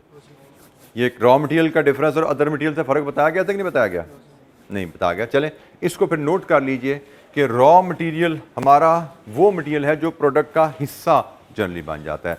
जैसे मैंने आपको मिसाल दे दी कि इस डेस्क में लकड़ी, कपड़ा, आयरन का पाइप, ये रॉ मटेरियल है, ठीक है। लेकिन लुब्रिकेशन ऑयल और जो ब्लेड्स हैं आपकी सॉ के, वो आपका मटेरियल ज़रूर है बट रॉ मटेरियल नहीं है। सो रॉ मटेरियल जो प्रोडक्शन में इस्तेमाल किया जाता है, हम रॉ मटेरियल ख़रीदते हैं, जो इस्तेमाल हो गया वो प्रोडक्शन कॉस्ट में एज एक्सपेंस चार्ज हो गया, जो हमारे पास इन हैंड अनयूज रह गया वो हमारी इन्वेंट्री में एज एसेट रिफ्लेक्ट हो गया, बैलेंस शीट में एज एसेट रिफ्लेक्ट हो गया। Then there is work in process. Raw material production department को इशू किया जाता है ताकि वो उस पर लेबर और मशीनरी के इस्तेमाल से उसको फिनिश गुड्स में कन्वर्ट कर दें। लेट्स अज्यूम हमें ऑर्डर आया 20 जून को, हमने 20 जून को प्रोडक्शन शुरू की और 30 जून को हमारा साल ख़त्म हो गया। अभी प्रोडक्शन कंप्लीट नहीं हुई, मतलब अभी सिर्फ हमारे मटेरियल की कटिंग हुई है, असेंबली हुई है, फिनिशिंग और पैकिंग रहती है। तो जब तक फिनिशिंग और पैकिंग नहीं होती, जब तक प्रोडक्शन प्रोसेस कंप्लीट नहीं हो जाता, जो माल, जो मटेरियल, जो अनफिनिश्ड प्रोडक्ट प्रोडक्शन हॉल में पड़ी हुई, हम उनको वर्क इन प्रोसेस कहते हैं। वर्क इन प्रोसेस से मुराद अनफिनिश्ड प्रोडक्ट, जो अभी जिन पे प्रोडक्शन तो शुरू हो गई है, जिन मटेरियल पे प्रोडक्शन का काम शुरू तो हो गया बट वो भी फिनिश गुड्स में कन्वर्ट नहीं हुई, ये हमारा एसेट होता है, करंट एसेट होता है। ये भी हमारी बैलेंस शीट में रिफ्लेक्ट होता है under the head of work in process. Then there is finish goods, जो हमने मटेरियल इशू किया, उसके ऊपर लेबर लगाई, उस पर हमने मशीनरी इस्तेमाल की, कटिंग, असेंबली, फिनिशिंग, पैकिंग। जब प्रोडक्शन प्रोसेस कंप्लीट हो गया, now the raw material has been converted into finish goods. ये हमारी नेक्स्ट आइटम होती है। फिनिश गुड्स जब बनती हैं तो ये हमारा एसेट है, लेकिन उसमें से जो बिक गई वो हमारी कॉस्ट ऑफ सेल्स में, पीएनएल में चार्ज हो जाती हैं, और जो अनसोल्ड फिनिश गुड्स होती हैं वो हमारा करंट एसेट होता है। ठीक है जी। सो ये third type of inventory, finished goods. And fourth type of inventory is stores, spares and loose tools. Stores, spares and loose tools, ये भी एक बड़ी अहम आइटम ऑफ इन्वेंट्री है और अहम क्लास ऑफ इन्वेंट्री है। इसमें क्या क्या शामिल होता है? इसमें मशीन के तमाम कोई पुर्जे, कोई स्पेयर पार्ट्स, कोई जैसे मैं कह रहा था कि ब्लेड अपने हमारी मशीनरीज के, कोई मशीनरी के गियर्स, कोई नट बोल्ट, ये सारी चीज़ें हमारे स्टोर स्पेस का हिस्सा होते हैं। इवन लूज टूल्स से मराद जो हमारी रिपेयर एंड मेंटेनेंस में यूज़ होते हैं, रेंचेज हैं, प्लासेज हैं, स्पेशल इक्विपमेंट्स होते हैं। ठीक है, ये सारे हमारे लूज टूल्स की कैटेगरी में आते हैं। क्योंकि आपने अगर मशीनरी चलानी है तो मशीनरी चलाने के लिए मशीनरी के पुर्जे, पार्ट्स, उनकी मेंटेनेंस के जो टूल्स हैं वो सारे आपके पास होने चाहिए। क्योंकि मशीनरी किसी भी वक्त आपको धोखा दे सकती है, उसमें कोई ब्रेक डाउन आ सकता है। You must have the parts, you must have the tools, ताकि आप उनको इमीडिएटली रिपेयर कर सकें। आपकी रिपेयर एंड मेंटेनेंस डिपार्टमेंट में टीम अवेलेबल होती है जो यहाँ से टूल्स और पार्ट्स लेके मशीनरी को रिपेयर करके उसको फ़ौरन दोबारा फंक्शनल करते हैं। क्योंकि अगर आपके पास ये चीज़ें अवेलेबल नहीं हैं तो फिर आपकी फैक्ट्री में ब्रेक डाउन आ जाएगा कि भाई हम टीम भेजेंगे, वो पहले पुर्जे ख़रीद के लाएगी, बल्कि पहले लूज टूल्स चाहिए पार्ट मशीनरी को खोलने के लिए, फिर ख़राब पुर्जे निकलेंगे, उनको बाज़ार से मंगवाएंगे, ख़रीदने जाएंगे तो उसमें टाइम लगेगा। It may require days, at time weeks, ख़ासतौर पे अगर पुर्जे किसी दूसरे शहर, किसी दूसरे मुल्क से आने हैं। सो नॉर्मली जो रूटीन के पुर्जे होते हैं, जो रूटीन में कंज्यूमेबल होते हैं, आपको पता है इस्तेमाल होते ही होते हैं, अक्सर चीज़ें हमें चाहिए होती हैं, वो फैक्ट्रीज़ अपने पास, बिजनेसेस अपनी फैक्ट्री में अवेलेबल रखते हैं। और वो सारी आइटम्स हमारी ये भी इन्वेंट्री हैं, ये भी एसेट हैं। जो इस्तेमाल होगा वो एक्सपेंस हो जाएगा, जो अनयूज्ड है वो एज एसेट हमारी बैलेंस शीट में आता रहता है। सो इन्वेंट्री स्टॉक्स क्या है जी? कोई सवाल? 4 तरह की इन्वेंट्री आइटम्स हैं। आप जब भी फाइनेंशियल स्टेटमेंट बनाते हैं, तकरीबन हर फाइनेंशियल स्टेटमेंट में ये चारों चीज़ें आपको नज़र आ रही होती हैं। ये चारों चीज़ें बनाई है ना, फाइनेंशियल स्टेटमेंट बनानी सीख ली है कि सीखनी है? अभी सीख ली हैं। तो उनमें ये चारों चीज़ें आपने बैलेंस शीट में शो की हुई हैं। 5वीं भी होती है, चौथी वाली डिस्कस नहीं हुई हुई। चलें, तो बहरहाल आप चौथी भी मैंने बता दी। ये भी किसी मैन्युफैक्चरिंग ऑर्गेनाइजेशन में ये भी इंपॉर्टेंट है। By the way, raw material, work in process, finish good, वो भी मैन्युफैक्चरिंग आइटम ऑर्गेनाइजेशन की ही बातें हैं। ट्रेडिंग ऑर्गेनाइजेशन में किस किस्म की इन्वेंट्री हो सकती है? सिर्फ फिनिश गुड्स होगी वहाँ पे, तो वो तो खरीद देते हैं और बेच देते हैं। ना वहाँ रॉ मटेरियल होगा, ना वहाँ वर्क इन प्रोसेस होगा, ना वहाँ लूज टूल्स होंगे, स्पेयर्स तो होंगे। क्योंकि spares, store spare, loose tool machinery के लिए चाहिए होती हैं। मशीनरी तो प्रोडक्शन के लिए रिक्वायर्ड होती है। सो जहाँ पे प्रोडक्शन होगी वहाँ पे आपको चारों टाइप्स ऑफ इन्वेंट्री मिलेगी। लेकिन जो ट्रेडिंग ऑर्गेनाइजेशन है वहाँ पे सिर्फ फिनिश गुड्स मिलती हैं आपको। और सर्विस ऑर्गेनाइजेशन में क्या मिलेगा? इन्वेंट्री जो होती है, मेरी भी ऑडिट फर्म है, इन्वेंट्री तो वहाँ पे भी होती है, बट इन्वेंट्री में क्या होता है? वहाँ पे प्रिंटर के कार्ट्रिज, पेपरों के रिम, बॉल पेन, फाइलें, हमारी इन्वेंट्री ये होती है। ठीक है, तो ये अब इसको रॉ मटेरियल तो नहीं कहा जा सकता, बट ये हमारी एक तरह के इसको हम आइटम्स, इन्वेंट्री आइटम्स ही कहेंगे, स्टॉक्स ही कहेंगे। ये हमारे पास अवेलेबल है। अब ना ये रॉ मटेरियल है, ना वर्क इन प्रोसेस है, ना फिनिश गुड्स है। फिनिश गुड्स तो वो होती हैं जो प्रोडक्ट हम बेचें। अब मैं कार्ट्रिज, प्रिंटर, रिम बेचने के लिए तो नहीं रखे हुए। फिनिश गुड्स बेचने के लिए होते हैं आपके पास, रॉ मटेरियल फिनिश गुड्स बनाने के लिए आपको चाहिए होता है, और work in process raw material से फिनिश गुड्स के सफ़र के दौरान जब तक आपकी प्रोडक्शन प्रोसेस चल रहा है तो हम उन इन्वेंट्री को हम वर्क इन प्रोसेस कह रहे हैं। तो और आखिरी store spares and loose tools आ गए। जी कोई कहानी? जी बड़ी सी मशीन है, उसमें छोटा कोई पार्ट खराब हो गया, उसको तो रिप्लेस कर देंगे, वो भी इसमें आएगा। Spare stores spares loose tool में यस, स्पेयर से मुराद ये है कि स्पेयर पार्ट्स, स्पेयर से मुराद स्पेयर पार्ट्स हैं कि आपकी मशीन, बड़ी मशीनों के कुछ पुर्जे, जैसे मैंने कहता गियर्स हैं, कोई आपके लीवर्स हैं, कोई नट बोल्ट्स हैं, कोई शाफ्ट्स हैं, ये सारे आपके स्पेयर्स हैं। कैपिटल एक्सपेंडिचर में तो नहीं जाएगा? नहीं, कैपिटल एक्सपेंडिचर, अच्छा ये भी एक, खैर अब आपने सवाल किया तो बता देता हूँ। बाज़ कात हम जब फाइनेंशियल स्टेटमेंट बनाते हैं, आपके साथी का सवाल है क्या ये स्टोर स्पेस में जो आइटम्स पड़ी होती हैं ये सारी हमारी एक्सपेंस ही होती हैं, इसमें कोई कैपिटल एक्सपेंडिचर की आइटम भी हो सकती हैं? तो नॉर्मली स्टोर एंड स्पेयर्स आपने रखे होते हैं अपने प्लांट की मेंटेनेंस और रनिंग के लिए, इसमें कोई कैपिटल नेचर आइटम नहीं होती। लेकिन एक थोड़ी सी सिचुएशन आप सुन लो कि बाज़ का आपकी कंपनी प्लान करती है कि हम अपने प्लांट की कैपेसिटी बढ़ाएं। अब प्लांट की कैपेसिटी बढ़ाने के लिए एक नई मशीन इंस्टॉल करनी है, तो इदारे करते क्या हैं कि मशीन इंस्टॉल करने के लिए मशीन बाय पार्ट्स टुकड़ों में आती है, और वो टुकड़े फिर आपकी इंजीनियरिंग टीम वहाँ पे जोड़ के मशीन खड़ी कर देते हैं। तो जैसे मैंने कहा, आप आइटम्स ऑफ इन्वेंट्री पे चेक एंड बैलेंस रखना है, तो ये मशीनरी जब टुकड़ों में आती है तो हमने उन टुकड़ों पे भी तो ख्याल रखना कि चोरी ना हो जाए, डैमेज ना हो जाए, ध्यान से रखे जाएँ। तो नॉर्मली वो टुकड़े भी इस टीम के हवाले किए जाते हैं, ये लो भाई अपने पास रख लो। अब आए वो भी स्टोर्स में ही हैं, बट वो आए किस लिए हैं? पुरानी मशीन के रिपेयर एंड मेंटेनेंस के लिए नहीं आए, वो पुर्जे हैं नई मशीन बनाने के लिए, तो वो यकीनन कैपिटल नेचर के हैं। तो कैपिटल नेचर के भी स्टोर्स आइटम्स हो सकती हैं, बट रहते वो एसेट ही हैं, आपके बैलेंस शीट में एसेट ही रिफ्लेक्ट होते हैं। बट होता क्या है, नॉर्मल स्टोर्स जब इस्तेमाल होते हैं तो वो P&L को चार्ज होता है, जब इस्तेमाल नहीं हुए बैलेंस शीट में एसेट रहे।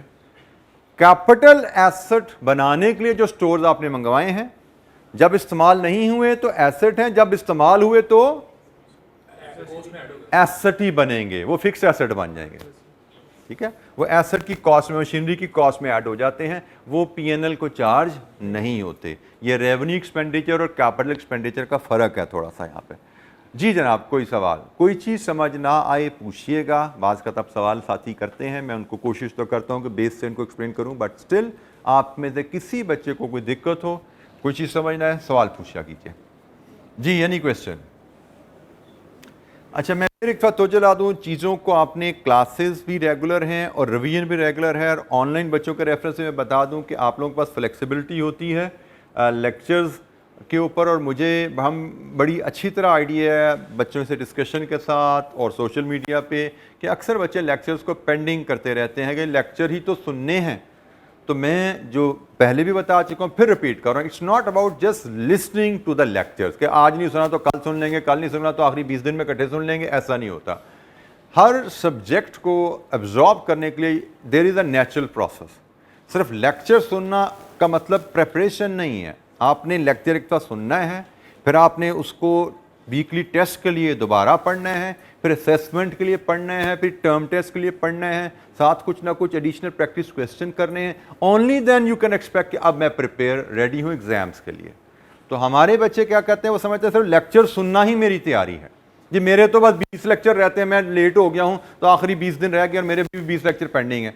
तो भाई अभी 20 लेक्चर पेंडिंग है तो पिछले लेक्चर की रिविजन्स कहाँ हुई होगी फिर, अगर तो आप अभी तो गिनती पूरी करने में लगे हो। तो ये आपने ख़ास तौर पे ख्याल रखना होता है ऑनलाइन बच्चों के रेफरेंस से कि फ्लेक्सिबिलिटी ज़रूर है, लेकिन साथ ही एक जिम्मेदारी भी ऑनलाइन बच्चों पे आती है कि आपको साथ साथ रिवाइज भी करना है। आप लोगों को सिर्फ ये एक फिज़िकल बच्चों के एक साथ कंपल्शन ये हो जाती है कि लेक्चर सुनना उनके लिए मजबूरी है कि टाइम पे आके क्लास में सुनना है।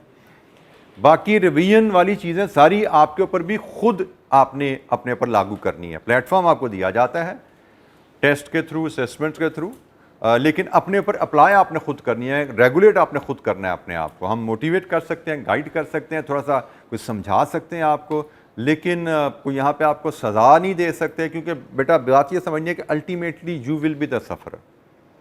आपको पता है कि कंपेटिटिव वर्ल्ड है, खुदा ना खासा आप जितना अपनी स्टडीज़ को लेट करते हो आपका FTS पुराना हो जाता है। और आजकल फॉर योर इन्फॉर्मेशन जब फर्म्स ऐड देती हैं, जो अच्छी फर्म्स बड़ी अच्छी फर्म होती हैं, वो चाहती हैं भाई नए बच्चे हमारे पास आएँ जिनका FTS ज़रा थोड़ा लेटेस्ट हो।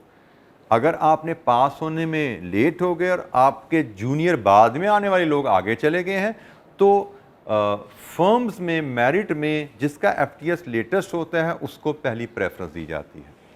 तो ये आपको ख्याल रखना है कि आप अपने ड्यू टाइम में विदाउट फेलियर पास हो सकें, ताकि आप किसी अच्छी फर्म में ट्रेनिंग, अपनी मर्ज़ी की फर्म में ट्रेनिंग के लिए जा सकें, और जहाँ पे आपको बेहतर एनवायरनमेंट मिल पाएगी और आप टाइमली अपना CA भी कंप्लीट कर पाएंगे इंशाअल्लाह। तो कोशिश कीजिए अगले जो आपके 1.5 साल तकरीबन रह गया होगा कैप की स्टडी का, आई बिलीव, और उसके बाद तकरीबन 3 से 3.5 साल आपकी ट्रेनिंग के दौरान लगभग 2 साल स्टडी के आते हैं।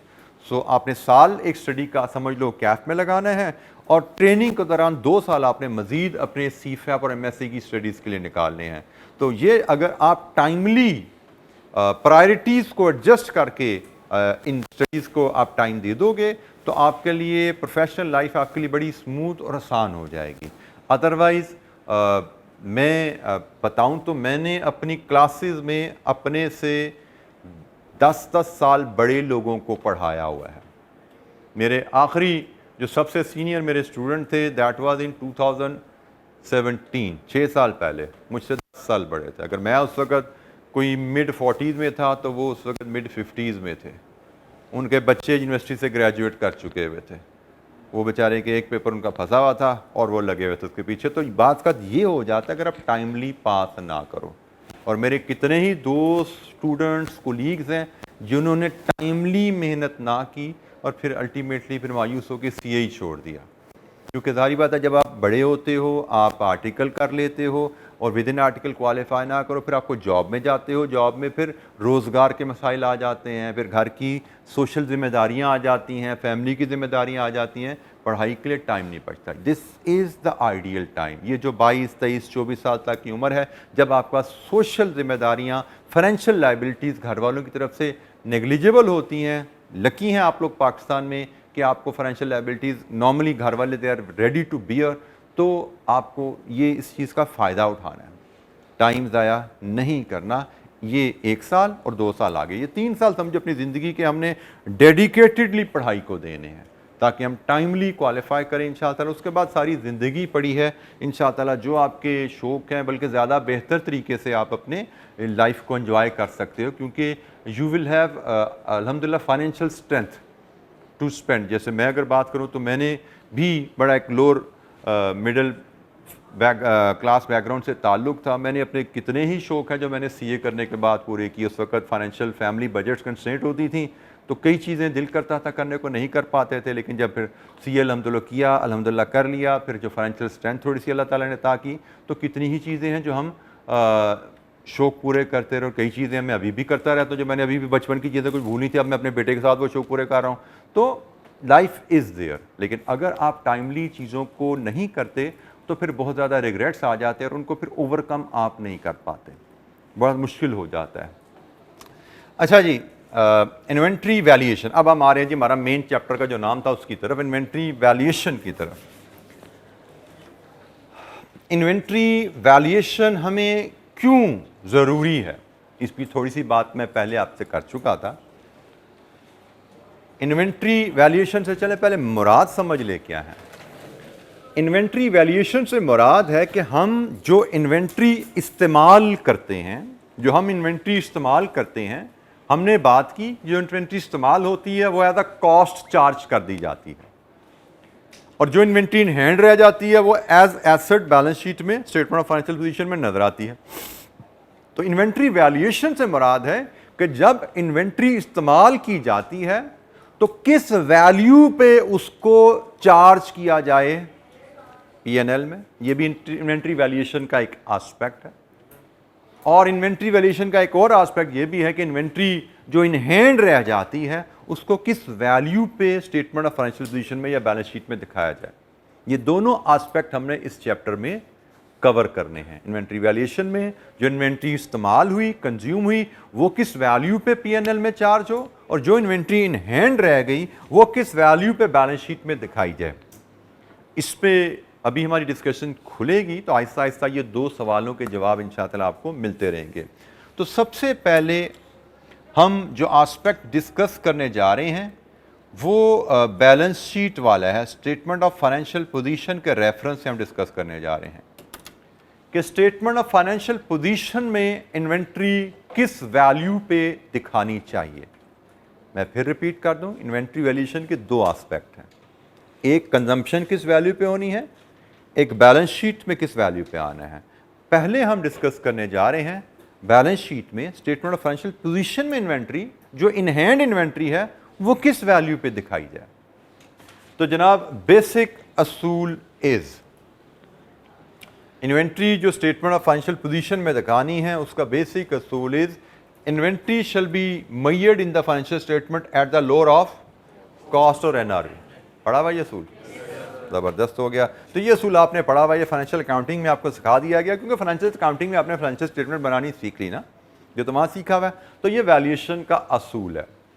अच्छा, अब ये वैल्यूएशन का असूल फाइनेंशियल स्टेटमेंट्स के रेफरेंस से ज़्यादा यूजफुल है, लेकिन ये फंक्शन, ये मेजरमेंट की डिटेल हम कॉस्ट अकाउंटिंग में भी पढ़ते हैं। थोड़ा सा आप कह लीजिए ये डुप्लीकेशन होती है। ये टॉपिक आपको अकाउंटिंग में भी पढ़ाया जाता है इन्वेंट्री वैल्यूएशन का, ये टॉपिक हम यहाँ भी पढ़ते हैं। थोड़ी सी कुछ पार्ट्स की इसमें डुप्लीकेशन है और कुछ पार्ट जैसे आपने यहाँ पे देख लिया होगा, हमारी यहाँ पे डिस्कशन थोड़ी ज़रा डिफरेंट और ज़्यादा डिटेल में रही। तो डुप्लीकेशन वाला पार्ट जैसे हमने कहा थोड़ा सा ये है, आगे भी शायद थोड़ी सी डुप्लीकेशन की बातें आएंगी, बट ओवरऑल यहाँ पे हमारा कॉस्ट एंड मैनेजमेंट अकाउंटिंग में कैफ3 में ये चैप्टर ज़्यादा डिटेल में रहता है, क्योंकि नॉर्मली जो इन्वेंट्री वैल्यूएशन का रोल है वो कॉस्ट अकाउंटेंट के पास रहता है। बड़ी ऑर्गेनाइजेशन में कॉस्ट एंड मैनेजमेंट अकाउंटेंट्स अलहदा होते हैं, फाइनेंशियल अकाउंटेंट्स अलहदा होते हैं। तो फाइनेंशियल अकाउंटेंट ने जब फाइनेंशियल स्टेटमेंट बनानी है तो वो कॉस्ट एंड मैनेजमेंट अकाउंटेंट से कहता है कि मुझे इन्वेंट्री की वैल्यू बताओ, हमारे पास जो पड़ी हुई है स्टॉक में, गिनती तो मैंने करवा ली थी, मेरी टीम ने जाके नंबर तो गिन लिए थे, कितनी लकड़ी, कितना कपड़ा, कितने पाइप, अब उनकी वैल्यू बता दो ज़रा मुझे। तो जनाब इन्वेंट्री वैल्यू फाइनेंशियल स्टेटमेंट के लिए लोअर ऑफ कॉस्ट और NRV पे ली जाती है, और इसमें कॉस्ट ऑफ इन्वेंट्री से रिलेटेड ये भी बातें आपसे सारी अकाउंटिंग में हो चुकी हुई हैं, क्योंकि ये IS2 हमें बताता है कि कॉस्ट ऑफ इन्वेंट्री से क्या मुराद है। हमने क्या कहा, हम इन्वेंट्री की कॉस्ट देखेंगे, उसकी NRV देखेंगे, जो लोअर है उस पर फाइनेंशियल स्टेटमेंट में ले जाते हैं। तो फॉर एग्जांपल हमें कॉस्ट देखनी है रॉ मटेरियल की, तो रॉ मटेरियल की कॉस्ट में क्या क्या शामिल होता है। IS2 स्टैंडर्ड से तारुफ आपका है, IS2 आपका इन्वेंट्री से डील करता है। हमें IS2 बताता है कि रॉ मटेरियल की कॉस्ट से, क्योंकि इन्वेंट्री 4 तरह की है ना, तो हमें चारों को अलग-अलग देखना है, चारों की कॉस्ट देखनी है, चारों की NRV देखनी है, और फिर हम इसको लोअर ऑफ कॉस्ट और NRV पे अप्लाई करेंगे। कैसे लोअर ऑफ कॉस्ट और NRV करना है इस पर डिटेल में जाएंगे। फिलहाल हम बात कर रहे हैं कि हम हर इन्वेंट्री आइटम की कॉस्ट कैसे मेजर कर सकते हैं। रॉ मटेरियल की कॉस्ट एज पर IS2 रॉ मटेरियल की कॉस्ट में आता है जी price paid to supplier, cost of material, it also includes import duties and taxes other than those recoverable. बात का हम मटेरियल खरीदते हुए कोई ऐसे टैक्सेस पे करते हैं जो रिकवरेबल होते हैं, जो गवर्नमेंट से हम रिकवर कर सकते हैं, वो हमारी कॉस्ट में कभी शामिल नहीं होते। तो we have to be very careful. हमें अगर किसी मटेरियल की कॉस्ट मेजर करनी है तो उसमें क्या चीज़ रिकवरेबल है, क्या चीज़ रिकवरेबल नहीं है, ख्याल करना है। ट्रांसपोर्ट इनवर्ड है, हैंडलिंग है, and other cost directly attributable to the purchase of goods. Trade discount, rebates and other similar items are deducted in determining the cost. So raw material की कॉस्ट क्या है, IS2 ने आपको एक guideline दी हुई है। किसी बच्चे को यहाँ पे किसी टर्म में कोई दिक्कत, मैं फिर बता दूं, हमें चारों आइटम्स की वैल्यू निकालनी है। हम हर आइटम की कॉस्ट निकालते हैं, हर कैटेगरी ऑफ इन्वेंट्री की कॉस्ट निकालेंगे, हर कैटेगरी ऑफ इन्वेंट्री की एनआरवी लेंगे और कंपैरिजन करेंगे। तो हम पहले बात कर रहे हैं रॉ मटेरियल की कॉस्ट किस असूल के तहत मेजर की जाती है। वर्क इन प्रोसेस की कॉस्ट किस असूल के तहत मेजर की जाती है। वर्क इन प्रोसेस क्या है कि मटेरियल प्रोडक्शन डिपार्टमेंट को दिया गया है और उस पर कुछ लेबर ने काम किया है, कुछ मशीनरी, बिजली, गैस, पानी लगी है। तो वर्क इन प्रोसेस की कॉस्ट मेजर की जाती है cost of raw material as determine above, जो हमने यहां से इशू कर दिया उसको ले लो, plus direct labour cost and production overhead cost. अच्छा, ये एक कीवर्ड में थोड़ा सा हाईलाइट यहां पे कर दूं। ये जो रॉ मटेरियल होता है ना, इसको भी मैं एलैबोरेट कर दूं। मैंने थोड़ी देर पहले आपको रॉ मटेरियल का मतलब बताया था, एलैबोरेट किया था। रॉ मटेरियल का एक फीचर बताया था, क्या था? It becomes part of finished goods. Raw material basically आपका डायरेक्ट मटेरियल होता है। रॉ मटेरियल आपका बेसिकली डायरेक्ट मटेरियल होता है, which can be measured with accuracy. याद है ना डायरेक्ट मटेरियल? ठीक है, तो उसने कहा जी वर्क इन प्रोसेस क्या होता है? Raw material plus direct labour जिसने काम किया and plus production overhead. Inventory की कॉस्ट में कभी भी नॉन प्रोडक्शन कॉस्ट शामिल नहीं होती। यहां पे मैं ये चीज हाईलाइट करना चाहता, कभी भी इन्वेंट्री की कॉस्ट में, किसी प्रोडक्ट की कॉस्ट में आपसे क्यों पूछिए ये डेस्क कितने का बना, इस कैलकुलेशन में कभी भी नॉन प्रोडक्शन कॉस्ट शामिल नहीं होगी। तो हमने कहा जी आपने वर्क इन प्रोसेस देखना है, उसकी कॉस्ट क्या है, तो देखो कितना रॉ मटेरियल इशू किया उसकी कॉस्ट क्या है, प्लस कितनी लेबर पेमेंट आप कर चुके हो इस पे काम करने में, और कितने प्रोडक्शन ओवरहेड लग चुके हैं अभी तक, क्योंकि प्रोडक्ट फाइनल नहीं हुई। Incurred to the extent of work done, जितना काम हुआ है उतना काम होने तक कितनी लेबर और कितने प्रोडक्शन ओवरहेड का खर्चा लग चुका है। यह है जी work in process cost measure करने का तरीका। आगे चल के इस पर डिटेल कैलकुलेशन हमने करनी है, फिलहाल ये एक बड़ी ब्रीफ सी इसकी डेफिनेशन है। फिनिश गुड्स की डेफिनेशन भी लगभग यही है, बट फर्क सिर्फ यह है कि उसमें भी रॉ मटेरियल है, उसमें भी वर्क इन प्रोसेस है और उसमें भी प्रोडक्शन ओवरहेड है, लेकिन ये टू द एक्सटेंट नहीं है। यहां पे प्रोडक्ट कंप्लीट हो चुकी है, रॉ मटेरियल को फिनिश गुड्स में कन्वर्ट करने के लिए रॉ मटेरियल लिया 100 रुपए का, उस पर लेबर लगाई 50 रुपए की, उस पर बाकी खर्चे लगे 50 रुपए के, तो फिनिश गुड की कॉस्ट होगी 200 रुपए। रॉ मटेरियल लेके उसको फिनिश्ड गुड्स में कन्वर्ट करने तक जितनी मटेरियल, जितनी लेबर और ओवरहेड का खर्चा लगा वो ऐड कर लो, तो ये आपकी फिनिश्ड गुड की कॉस्ट आ जाती है। और store space and loose tools की कॉस्ट हम बिल्कुल इसी मेथड के as same as raw material उसी तरह निकालते हैं। सो कॉस्ट ऑफ इन्वेंट्री कैसे मेजर की जाती है जी? Any question? कोई सवाल इन आइटम्स पे? जी बेटा वर्क इन प्रोसेस में मैंने दो चीज़ें बताई हैं। एक मैंने आपको बताया कि जो रॉ मटेरियल है ये बेसिकली डायरेक्ट मटेरियल होता है, एक मैंने ये चीज़ हाईलाइट की है। और दूसरी चीज़ मैंने हाईलाइट जो की है कि इन्वेंट्री की कॉस्ट में सिर्फ प्रोडक्शन कॉस्ट शामिल की जाती है। इन्वेंट्री की कॉस्ट में सिर्फ प्रोडक्शन कॉस्ट शामिल की जाती है। तो यहाँ पे हमने जो बेसिक कहा क्या कि इसमें डायरेक्ट मटेरियल है वो भी ले लो, डायरेक्ट लेबर जो लगी है वो भी ले लो, और प्रोडक्शन ओवरहेड जितने लगे हैं वो भी शामिल कर लो। वर्क इन प्रोसेस क्योंकि गुड्स कंप्लीट तो नहीं हुई, लेकिन जितना काम हुआ है, क्योंकि नॉर्मली आप इन्वेंट्री की कॉस्ट, इन्वेंट्री की वैल्यूएशन करते हो पीरियड एंड के ऊपर। जैसे मैंने थोड़ी देर पहले आपको मिसाल दी थी, 20 जून को ऑर्डर आया, 30 जून को हमारा साल खत्म हो गया, 30 जून को हमने फाइनेंशियल स्टेटमेंट बनानी है। अब 30 जून को फाइनेंशियल स्टेटमेंट बनानी है तो 30 जून को इन्वेंट्री की कॉस्ट देखेंगे, 30 जून को इन्वेंट्री की एनआरवी देखेंगे, लोअर ऑफ कॉस्ट और एनआरवी पे 30 जून की फाइनेंशियल स्टेटमेंट में हम रिफ्लेक्ट करेंगे। तो 30 जून को हमारी प्रोडक्शन अभी कंप्लीट नहीं हुई, जितना रॉ मटेरियल हमने प्रोडक्शन को दे दिया, जितनी 30 जून तक लेबर कॉस्ट हमने उस पर लगा दी, अभी सिर्फ कटिंग और असेंबली हुई है, फिनिशिंग पैकिंग अभी रहती है, उसकी लेबर हमें देनी है। जितनी लेबर दे चुके हैं, जितने खर्चे हमारी फैक्ट्री में लग चुके हैं, उन सबको ऐड कर लो तो वो पार्शली कंप्लीट प्रोडक्ट्स की कॉस्ट बन जाती है, वर्क इन प्रोसेस की कॉस्ट बन जाती है। जी, एनी क्वेश्चन? अच्छा, ये आज के लिए इतना ही है। हम लोअर ऑफ कॉस्ट और एनआरवी के असूल पे बात शुरू कर रहे थे। इन्वेंट्री की valuation statement of financial position के लिए लोअर ऑफ कॉस्ट और एनआरवी पे करेंगे। तो cost of different types of inventory कैसे ली जाती है, उसके बेसिक प्रिंसिपल को हमने थ्योरेटिकली यहाँ पे डिस्कस किया। कल हम इसकी एनआरवी के प्रिंसिपल को डिस्कस करेंगे और then will do some illustration lower of cost और एनआरवी का असूल कैसे अप्लाई किया जाता है, इस पर भी बात करेंगे। ठीक है जी, थैंक यू वेरी मच, अस्सलाम वालेकुम।